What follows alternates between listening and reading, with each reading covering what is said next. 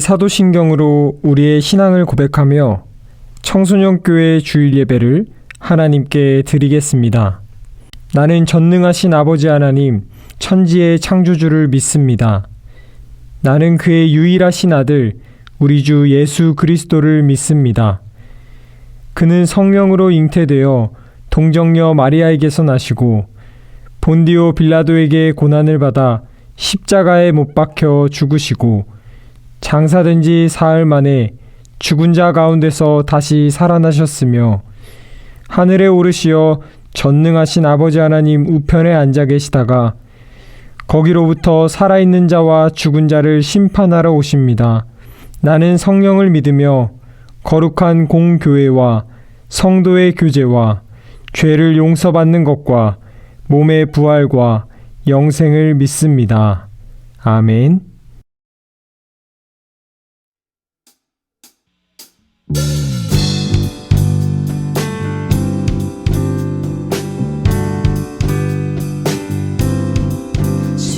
뜻대로 살기로 했네. 주님 뜻대로 살기로 했네. 주님 뜻대로 살기로 했네. 뒤돌아서지 않겠네.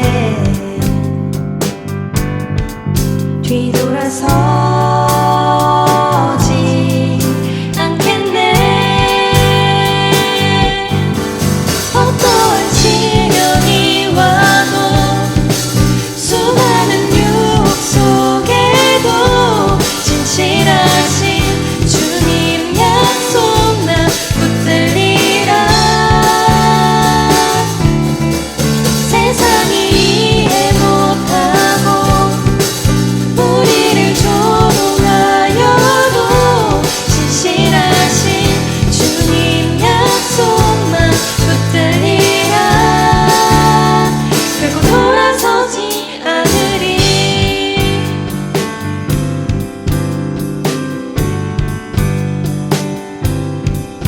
세상 등지고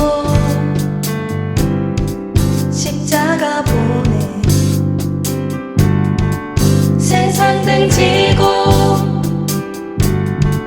십자가 보내. 세상 등지고 십자가 보내. 뒤돌아서지 않겠네.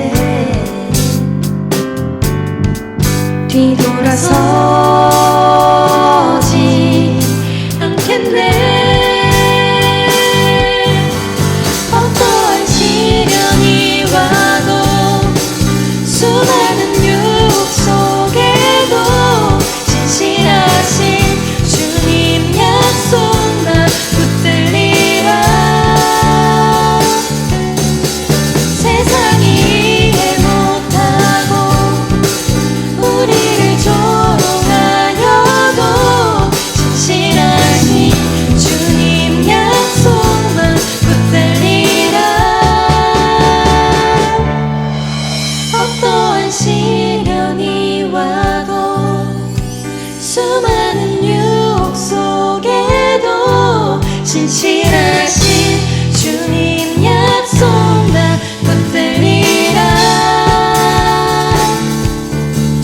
세상이 이해 못하고 우리를 조롱하여도 진실하신 주님 약속만 붙들리라. 결국 돌아서지 않으리.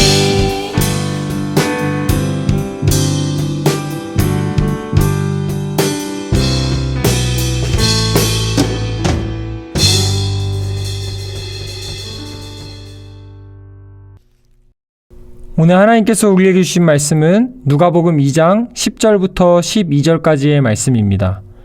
천사가 이르되 무서워하지 말라. 보라, 내가 온 백성에게 미칠 큰 기쁨의 좋은 소식을 너희에게 전하노라. 오늘 다윗의 동네에 너희를 위하여 구주가 나셨으니 곧 그리스도 주시니라. 너희가 가서 강보에 쌓여 구유에 뉘어있는 아기를 보리니 이것이 너희에게 표적이니라 하더니 아멘.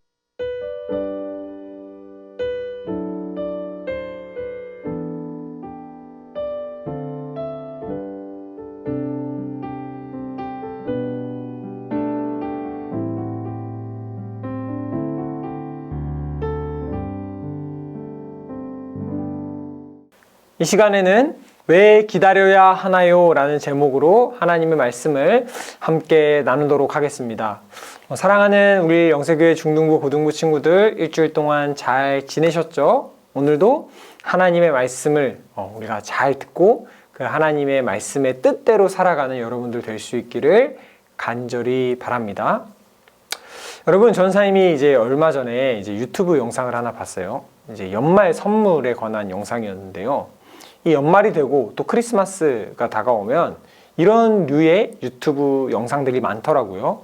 뭐 썸남 썸녀 혹은 남자친구 여자친구에게 선물하기 좋은 이제 가격대별 모음 이런 것들이요. 그런데 그 영상의 댓글이 되게 재미있더라고요. 어떤 댓글이 있었냐면, 형, 이번 영상은 패스할게 점점점 뭐 이런 댓글이었고, 사람들의 많은 추천을 받아서 이제 베스트 댓글이 되었어요. 그걸 보면서 전사님이 이런 생각이 들었어요. 이 유튜버가 추천해준 선물들이 되게 신박한 것도 있고 좋은 것들이 많더라고요. 그런데 그것이 아무리 좋은 정보일지라도 나와 관련이 없으면 그 정보는 좋은 소식도 아니고 그냥 아무런 소식도 아니구나 라는 생각이 들었어요. 이와 마찬가지로 우리가 계속 예수님을 기다려야 한다. 우리 지난 시간에도 무엇을 기다리나요? 라는 제목으로 우리가 땅에 있는 것만 기다리는 것이 아니라 진짜 다시 오실 예수님을 기다리자 했는데, 그 예수님께서 다시 오신다는 소식이 나와 관련이 있어야 우리가 그 소식이 나에게 기쁜 소식이 될 거 아니에요? 그래서 오늘 우리가 말씀을 살펴보면서 왜 예수님께서 이 땅에 오신 것, 그리고 그 다시 오실 예수님이 왜 기쁜 소식이고 그 소식이 나와 관련이 있는 소식인지에 대해서 한번 이야기를 나눠보고자 합니다. 여러분, 오늘 이 말씀에 보면 목자들이 등장하는데요. 예수님께서 처음 이 땅에 오실 때 예수님께서 태어나셨다라는 그 탄생 소식을 가장 먼저 들었던 사람들이 밤에 양을 치고 있던 목자들이었어요. 그런데 목자들에게 이 천사가 뭐라고 이야기를 했냐면요. 오늘 말씀 한 구절을 찾아보도록 하겠습니다. 누가복음 2장 10절부터 11절의 말씀입니다. 함께 읽겠습니다. 시작. 천사가 이르되 무서워하지 말라.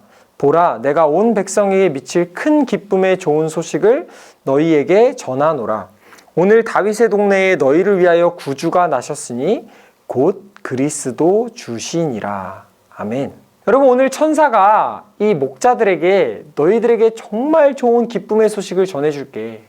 너희들이 그토록 기다리던 너희를 구원할 구원자가 이 땅에 탄생했는데 바로 너희를 위한 구원자야 라고 얘기했어요.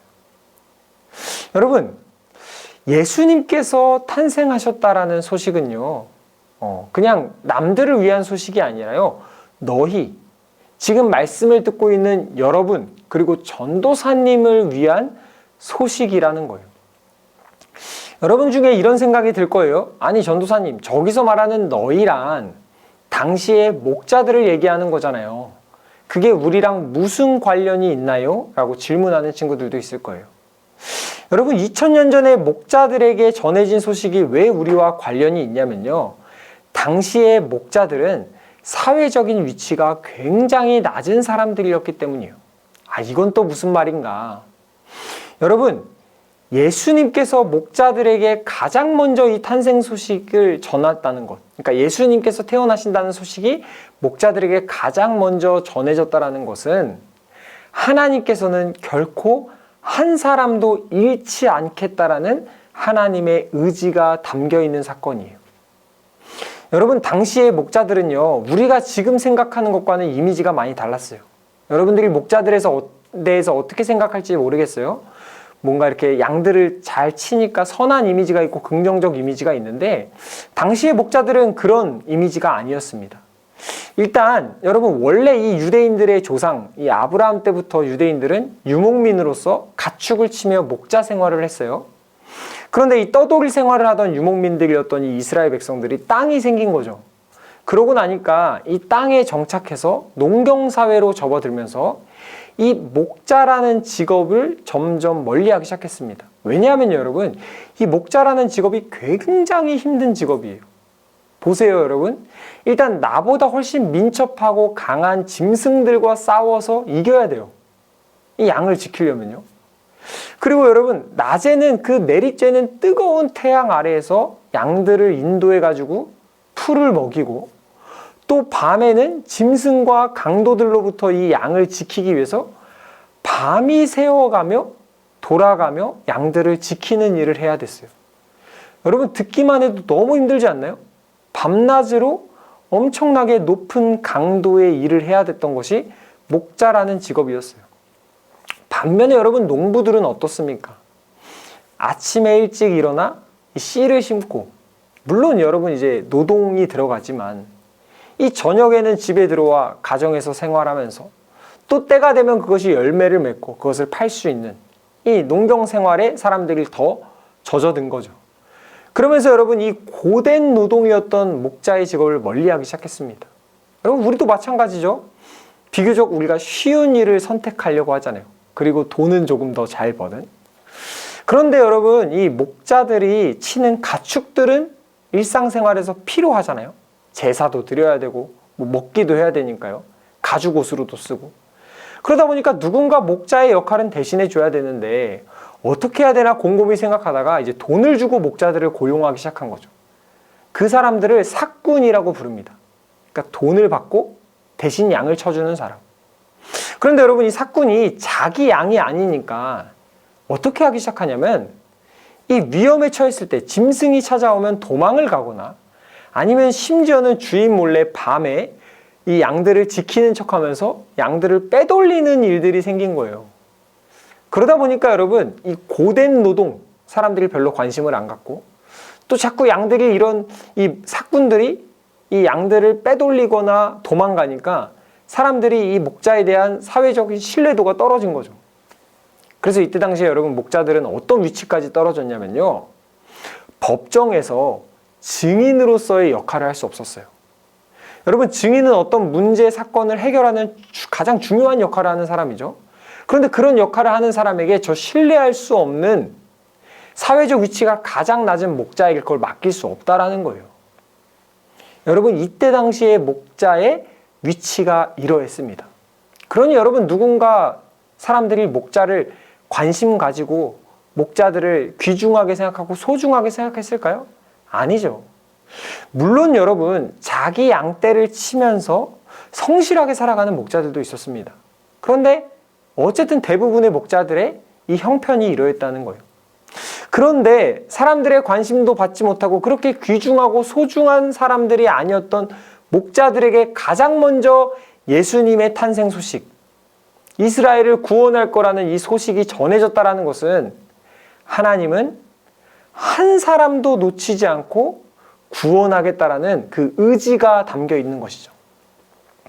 당시에 목자들에게 이 소식이 전해졌다는 것은 목자가 가장 사회적인 위치가 낮은 계층의 부류 중에 한 사람들이었으니까 누구에게도 이 소식이 전해지지 않을 수 없다라는 거죠. 그러니까 예수님이 이 땅 가운데 오신다는 그 소식, 예수님께서 다시 오실 것이라는 그 소식과 관련되지 못할 사람이 단 한 사람도 없다라는 거예요. 다시 말해 여러분 2000년 후에 살아가는 오늘날 우리의 모습이 어떠하든지 상관하지 않고 하나님은 우리를 구원하시기 위해 예수님을 이 땅 가운데 보내셨고 또 다시 그 예수님을 보내실 것이라는 거죠. 그러므로 여러분 우리가 기다리는 그 예수님에 관한 소식은 우리와 관련된 소식이라는 거예요. 여러분 그런데 이 당시의 목자들은 아마 이 소식을 들었을 때 반신반의했을 거예요. 아니 무슨 왕이 우리를 위해 와. 왜냐하면요 여러분 이때 당시의 시대는 어떠했냐면요 왕이 백성을 위해 존재하는 것이 아니라 이 백성들이 왕을 위해 존재했어요. 그러니까 왕의 권력을 위해 백성들이 존재하는 거죠.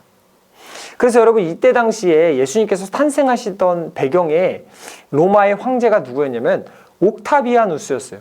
여기서 아우구스도라고 나오는데 그 아우구스투스라는 칭호를 원로원들로부터 가장 먼저 받았던 사람이 이제 옥타비아누스잖아요. 존엄한 자라는 칭호를 받은 건데 나중에 이제 신격화될 정도로 정치적으로도 굉장히 뛰어난 사람이었어요. 그래서 이 옥타비아누스를 시작으로 로마 시대에 내전이 그치고 200년간 팍스 로마나라는 평화의 로마 시대가 열려요. 그런데 그 평화는 보기 좋은 평화일 뿐이지 결국에는 이 권력자와 로마인들, 황제들을 위한 평화였던 거죠. 여러분 누가 로마 속국에 살아가던 사람들이 우리에게 지배해달라고 했나요? 로마로부터 지배해달라고 했어요? 아니죠.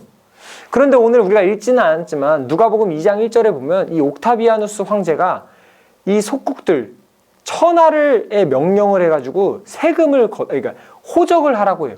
그러니까 출생 인구 조사를 하라고 하는 거죠. 여러분 이 호적을 왜 하냐면요, 두 가지 이유가 있는데요. 첫 번째로는 군대에 나갈 징집 대상을 모집하기 위해, 또 하나는 세금을 걷어들이기 위해서요. 그러니까 다시 말해서 이 당시에 신격화되었던 황제였던 이 옥타비아누스가 뭘 하고 있는 거예요, 지금? 이 로마의 번영을 위해, 로마의 군대를 위해 사람들에게 호적하라고 하는 거예요. 로마와 자신의 힘과 권력을 위해 사람들을 징집하고 세금을 걷어들이고 있는 거죠. 물론 여러분 이제 뭐 군인 그리고 이 세금을 내는 것, 나라를 지키기 위해서 필요한 거죠. 그런데 여러분 도가 지나치고 또 이 제국이 돼가지고 로마가 점점 커지면서 다른 나라를 침략하면서까지 그 사람들에게 세금을 걷어들이는 것은 이 올바른 것이 아니죠. 다 자기의 권력을 위해 있는 거죠. 그러니까 여러분 이 세상의 임금들은 다 이랬다는 거예요. 이 세상의 권력자들은 백성을 위한다라고 하지만 사실은 자기를 위해서 백성들의 힘과 노동력과 물질을 착취했죠. 그러다 보니까 이 목자들은 믿을 수가 없는 거예요. 왕으로 오신다는 그 분이, 유대인의 왕들도 그랬거든요. 이스라엘의 왕들도. 우리를 위해 오신다고? 믿을 수 없었던 거죠. 그런데 그 믿을 수 없는 목자들에게 오늘 천사가 덧붙여서 이 소식을 전하고 있습니다. 우리 말씀을 한 구절 더 찾아보겠습니다. 누가복음 2장 12절의 말씀을 함께 읽어보겠습니다. 시작. 너희가 가서 강보에 쌓여 구유에 뉘어있는 아기를 보리니 이것이 너희에게 표적이니라 하더니. 여러분 여기서 말하는 표적이라는 것은 확실한 증거라는 거예요. 얘들아 진짜 예수님은 너희를 위해 오셨다니까. 확실한 증거가 뭐냐면 그 예수님은 말밥통 구유에서 태어나실 거야. 여러분 예수님께서 말밥통에서 태어나셨다라는 의미는 무엇이냐면 말로만 우리와 함께 하겠다, 말로만 너희를 위한다는 것이 아니라 진짜 우리의 삶 속에 찾아오신다라는 거예요. 우리와 똑같이 고통당하시고 우리와 똑같이 자라시면서 우리와 함께 하실 거라는 거죠. 여러분 우리가 정치인들한테 실망하는 이유도 이런 것이죠. 말로는 선거철에 우리를 위해서, 국민을 위해서 일하겠다고 했지만 그들이 사는 세상은 다르잖아요. 시민들과 함께하는 것이 아니라 자기들만의 삶을 권력, 호화호식하면서 살아가죠. 호의호식하면서. 그런데 예수님은 출생부터 마국간에 있는 말밥통에 태어나셨어요. 어쩌면 평범한 우리의 삶보다 더 낮은 곳까지 가셔서 어떤 낮은 형편에 있는 사람일지라도 내가 그 사람과 함께하고 내가 그 사람의 아픔을 공감하고 끝까지 사랑할 거야 라고 출생부터 그 모습을 증거로 보여주신 거죠. 여러분 실제로 예수님께서 그런 삶을 살아가셨죠. 그래서 예수님의 별명이 당시의 사회적 위치가 낮은 사람들의 친구라는 별명을 듣게 되었어요. 왜? 그들과 함께하고 먹고 마시니까. 여러분 왜 예수님의 소식이 우리에게 기쁜 소식이냐? 여러분들이 무엇을 기다리고 있는지 모르겠어요. 그런데 여러분들이 기다리고 있는 것들, 여러분들이 여러분들의 인생을 위해 뭔가 붙잡고 있고 걸고 있는 것들은 언젠가는 다 변하고 여러분들의 삶을 보장하지 않아요. 그런데 우리가 기다리는 그 예수님은 태어나면서부터 살아가시며 죽는 그 순간까지 우리의 아픔에 공감하시며 우리와 함께 하시고 우리 죄를 위하여 죽으시고 우리를 구원하셨어요. 변하지 않는 사랑, 이것이 우리가 예수님을 기다려야 하는 이유예요. 여러분, 오늘 말씀을 잘 기억할 수 있기를 바랍니다. 2000년 전에 목자들에게 전해졌던 이 소식은 오늘 우리에게 동일하게 하나님께서 들려주는 소식이에요. 얘들아, 무엇을 기다리고 있니? 다시 오실 예수님을 기다리며 살아가려고.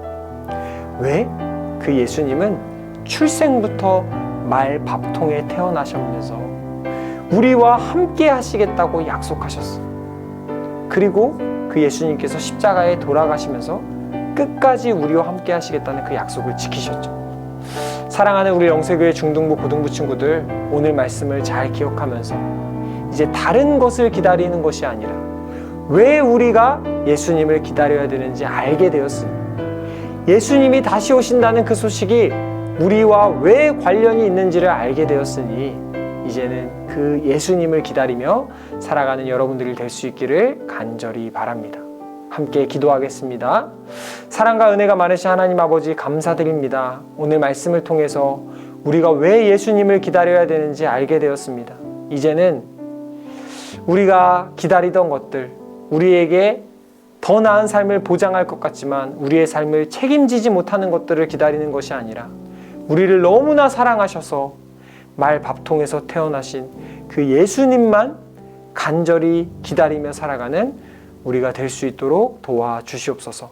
감사드립니다. 예수님의 이름으로 기도드립니다. 아멘. 하늘에 계신 우리 아버지, 아버지의 이름을 거룩하게 하시며 아버지의 나라가 오게 하시며 아버지의 뜻이 하늘에서와 같이 땅에서도 이루어지게 하소서. 오늘 우리에게 일용할 양식을 주시고 우리가 우리에게 잘못한 사람을 용서하여 준 것 같이 우리 죄를 용서하여 주시고 우리를 시험에 빠지지 않게 하시고 악에서 구하소서. 나라와 권능과 영광이 영원히 아버지의 것입니다. 아멘.